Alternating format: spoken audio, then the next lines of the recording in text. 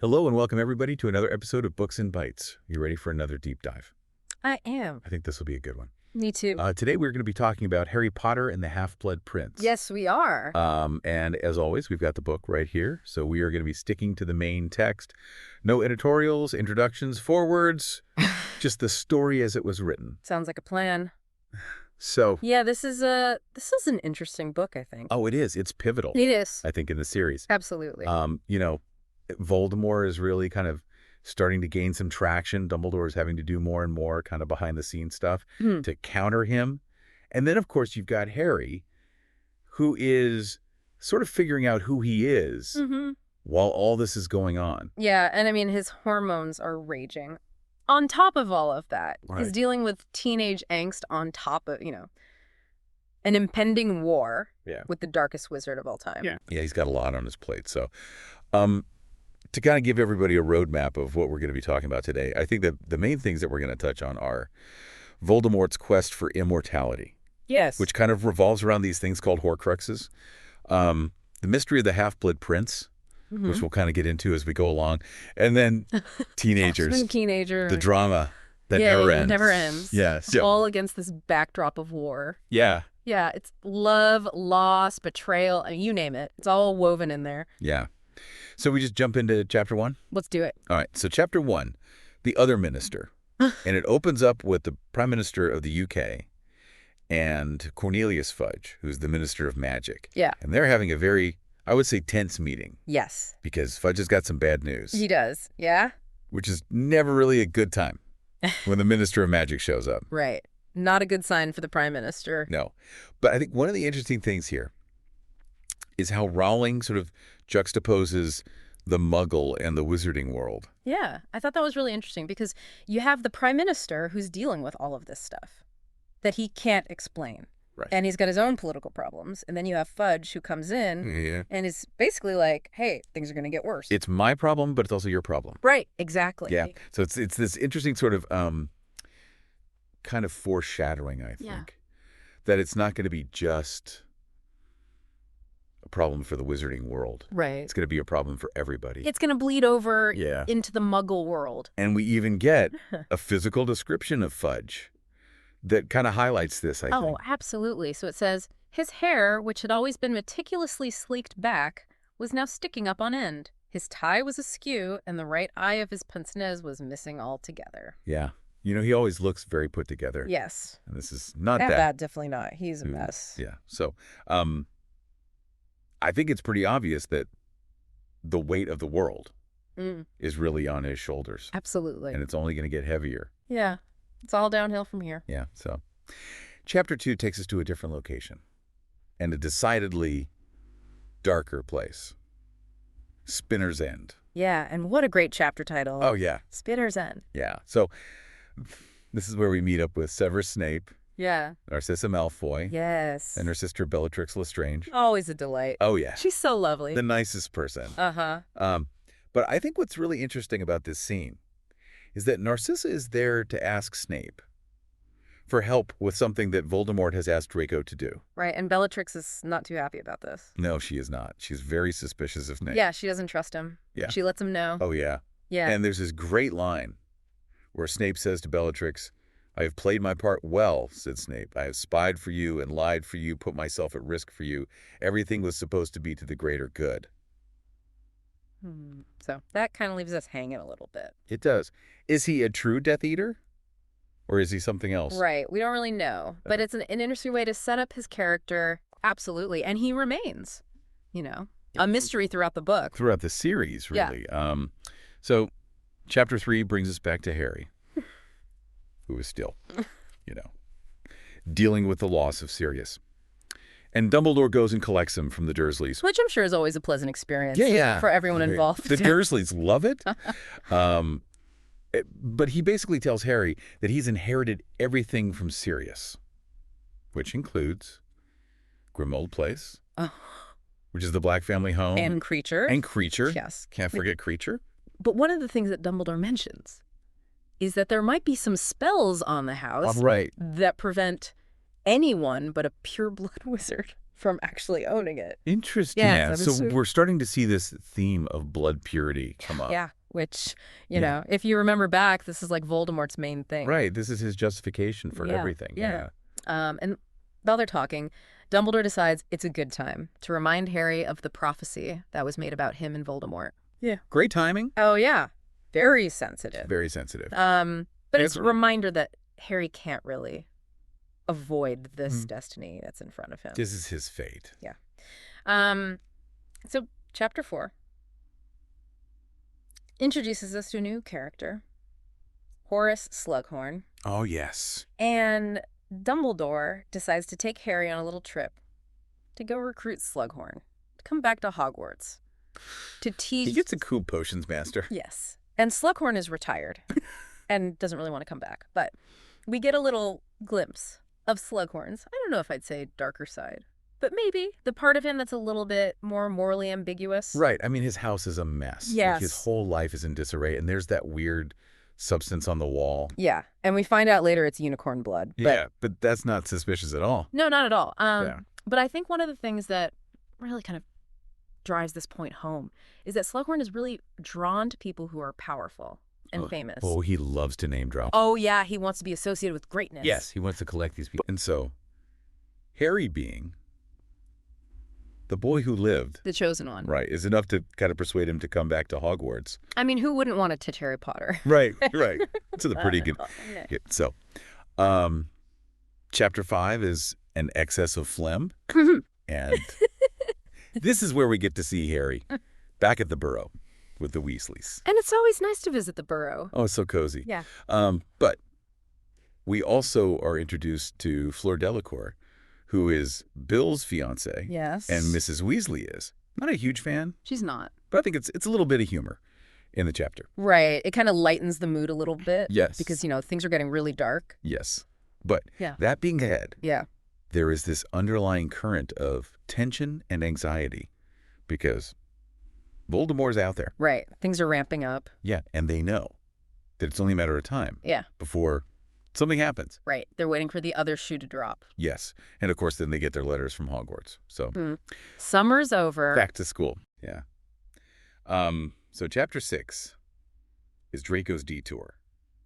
And it opens up with Harry at the Burrow trying to enjoy his summer. But Voldemort is constantly on his mind. Well, yeah. I mean, it's hard to relax. Yeah. Most evil wizard of all time is out there trying to kill you. You can't just go to the beach and forget about it. Right. So one of the things that happens is that Lupin comes to visit. Oh, yes. And he looks terrible. He does not look good. No. So it kind of foreshadows, I think, that things are going to get a lot worse. Absolutely. And then they go to Diagon Alley to shop for school supplies. And it's a completely different atmosphere than what they're used to. Oh, yeah. There are auras everywhere. There's just a general sense of fear in the air. Yeah, it's not the fun shopping trip that used to be. Yeah. And then Harry stalks by.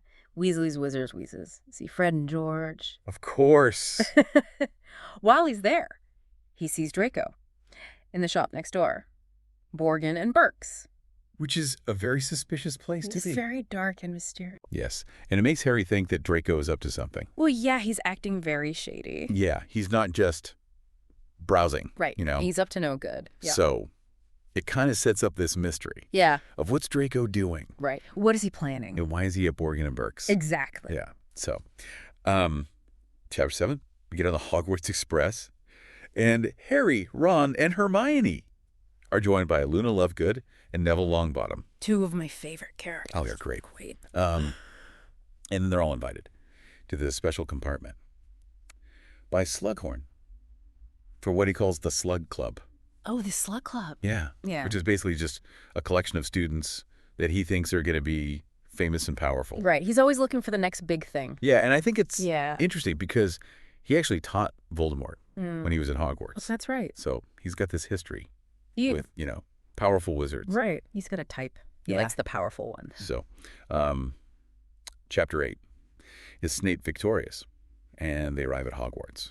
And there are Aurors patrolling the grounds. Yeah, it's not the safe haven it used to be. No. Yeah. And then we get to see Snape, who is now the Defense Against the Dark Arts teacher.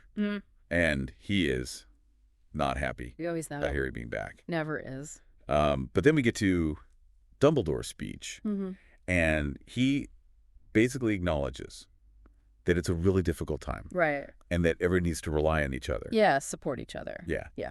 And then in Snape's first class, he decides to have them do a dueling exercise without speaking. Which is very Snape. Yeah. So, chapter 9 is the Half-Blood Prince.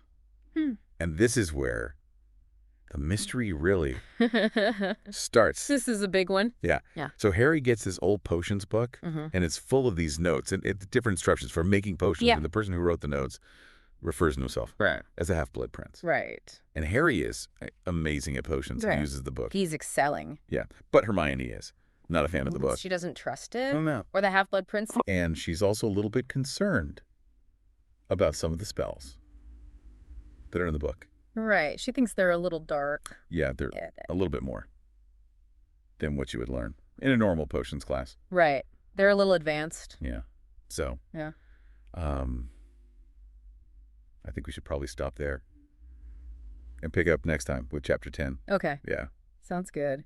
So last time we were talking about that potions book. Oh, yeah. And the Half-Blood Prince. What a serious. Right, and all of that. But let's not forget about Draco. Oh, yeah. He's still lurking around. He is. Causing trouble. Right, and that feeling that something's wrong with him. Yeah. That Harry has. Yeah. Well, it gets worse. Yeah, things are going to start happening. Yeah. That confirm Harry's suspicions. Right. And in chapter 12, Silver and Opals. Yeah. We have a near-fatal accident. Yes. Involving Katie Bell. With the cursed necklace. Right. That was intended for Dumbledore. Yeah. I mean, that's pretty serious. Yeah.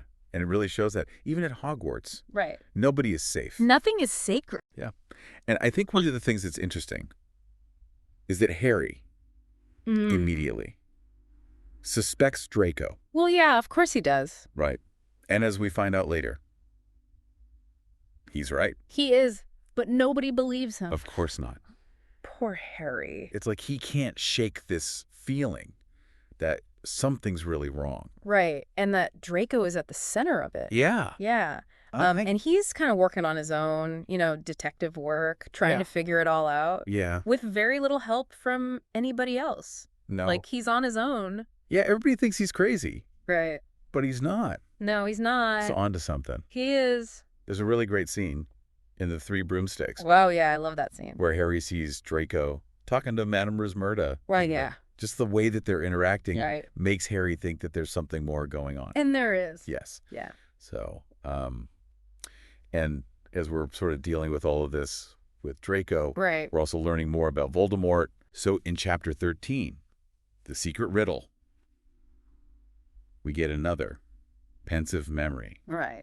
And this one shows Voldemort as a child. Yeah. At the orphanage. Yeah. And it's heartbreaking. It really is. Kind of terrifying at the same time because, see, that he was always kind of... His way. Yeah. There was this darkness inside of him. Right from the start. Yeah. Like, even as a little kid, he was cruel, manipulative. And you see Dumbledore kind of recognizing this early on. Yeah, he sees the potential, but he also sees the danger. Yeah.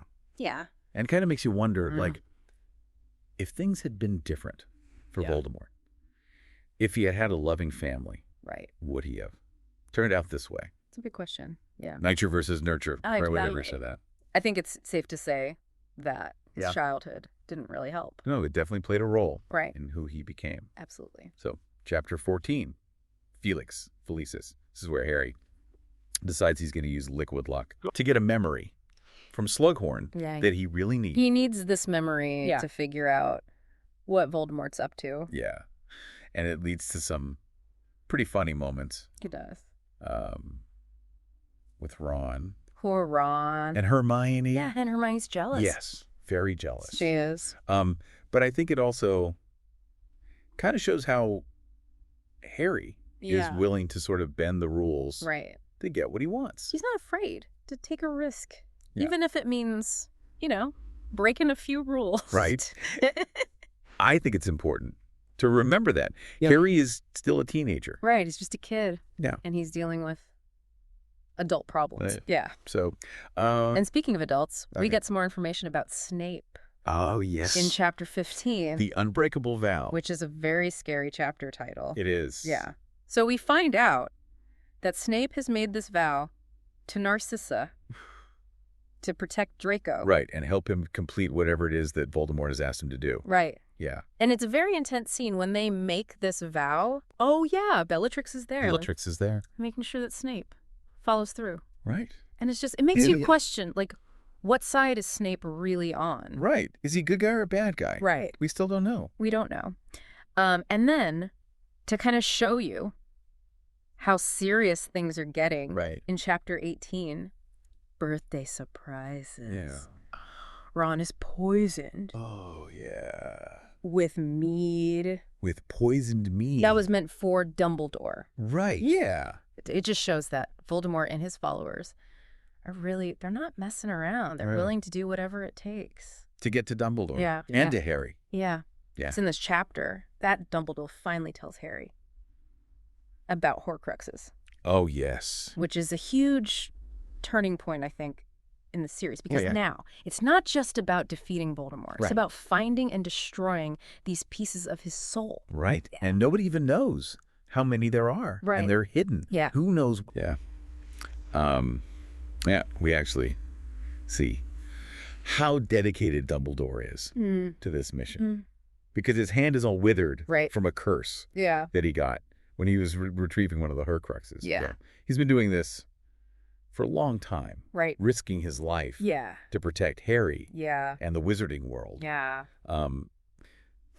But while all of this is going on with Dumbledore, Harry's also struggling with the Half-Blood Prince's book and the magic that's in it. Right. Because it's very tempting to use this power. Right. Especially when he's, feeling angry or frustrated. Yeah. And chapter 19, Elf Tales, kind of shows this because Harry has to rely on Creature to help him find out what Malfoy's doing. Yeah. And the relationship is so complicated. It is. I mean, Creature hated Harry at first. Oh, yeah. But then he starts to come around and it's really sweet. It's kind of a grudging respect that they develop for each other, and it's important because Creature becomes a valuable ally. He does. Yeah. But Harry's still trying to figure out what Malfoy's doing. Right. And he's using the Marauder's map to track him. Right. But Malfoy is always one step ahead. Yeah, he's very clever and secretive. Yeah. It's very frustrating for Harry. Yeah. Because he can't seem to catch him doing anything wrong. He can't figure out what he's up to. Yeah. And then in chapter 20, Lord Voldemort's request, we get to see another pensive memory. Oh, yes. And this time, it's a Voldemort asking for a job at Hogwarts. Right. He wanted to teach. At Defense Against the Dark Arts. Yes. And he was denied. He was. Which is kind of interesting because we find out later that he put a curse on the position. Yeah, so nobody can hold the job for more than a year. Right. Yeah. So it's just another example of how Voldemort's actions have really far-reaching consequences. They do, even years later. Yeah. So, while all of this is going on, we also have some good news. Oh, good. Because Ron and Hermione finally make up. Yeah. In chapter 21, the unknowable room. Yeah, they were fighting for a while. Yeah, it was a long time. Yeah. But it's nice to see them back together. Right, because they're stronger together. Yeah. Yeah. And then Harry decides to have Creature follow Draco. What did I do? Hoping that he can get some information. Right. Creature's good at sneaking around. Yeah, he is. Yeah. And then, in chapter 23, Horcruxes. Harry finally gets the memory from Slughorn. Yeah, the memory he's been wanting. Yeah. This is a big one. Yeah. Yeah. She has a young Tom Riddle asking Slughorn about Horcruxes. Right. And Slughorn is very reluctant to talk about this. Yeah. He knows it's dark magic. Yeah, it's really dark. Yeah. But it gives Harry the information he needs to understand what Voldemort is trying to do. And how to stop him. Yes. Yeah. So it's a very important chapter. Yeah, it's a turning point. Yeah. Yeah. But then in chapter 24, Sectum Sempra, we see Harry use a spell from the Half-Blood Prince's book on Draco. Oh. No. And it's really dark spell. Yeah, it's very powerful. Yeah. And dangerous. Yeah, and it almost kills Draco. So it kind of shows that Harry is capable of using dark magic. Right. And that he's not as innocent as he thinks he is. Right. Everyone has a dark side. Yeah. Even Harry Potter. Yeah. And then, in chapter 25, the seer overheard.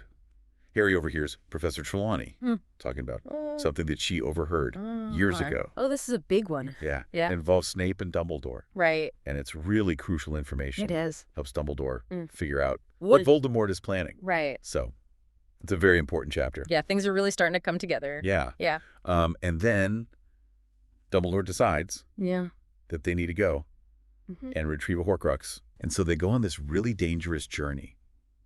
In chapter 26, the cave. Yeah, and this cave is creepy. It's terrifying. Right. And Dumbledore has to drink this potion to get to the Horcrux. Yeah. And it makes him really weak. It's awful. Like, you can see him deteriorating right in front of Harry. Yeah. Here, and it's really heartbreaking because he's sacrificing himself to protect Harry and to get this Horcrux. Yeah. Yeah. And the chapter ends with them trying to get back to Hogwarts. Right. But Dumbledore's really weak. Yeah, he can barely stand. Yeah. And they're in danger because Voldemort's followers are everywhere. Yeah. So it's a big cliffhanger. What's going to happen? Right. Okay, so we left off with quite a cliffhanger. We did. Dumbledore and Harry stranded. Dumbledore's very weak. Yeah. They just retrieved this Horcrux from this scary cave. Yeah, it was a whole thing. Yeah. So, chapter 27, the lightning-struck tower. Picks up right where we left off. They're trying to get back to Hogwarts. And things are not good. No, they are not. There's a dark mark over the school. Right. And Death Eaters are everywhere. Yeah, it's chaos. Yeah.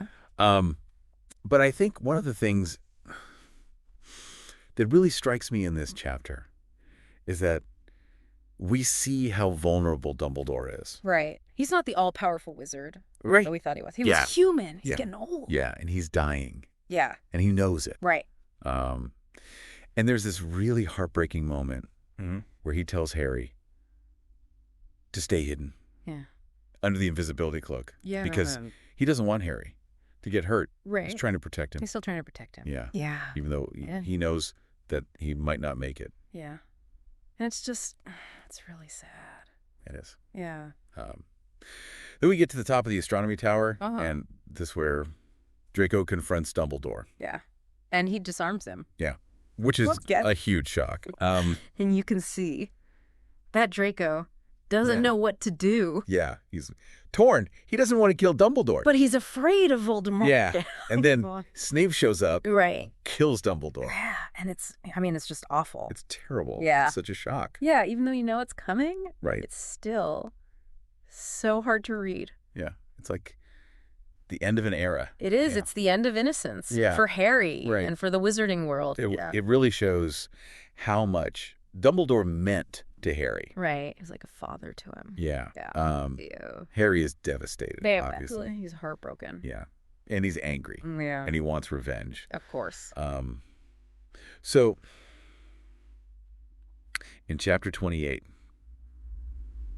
Flight of the Prince, he chases after Snape and the Death Eaters, and he's really letting his anger control him. Yeah. And it's in this chapter that we find out that Snape is the Half-Blood Prince, which is such a huge reveal. Yeah. I mean, it changes everything. You have to go back and reread the whole book with this new information in mind. Right. Like the potions teacher, who was always so mean to Harry, is actually the one who was helping him and protecting him in a way. Yeah. So it's crazy. It is. Yeah.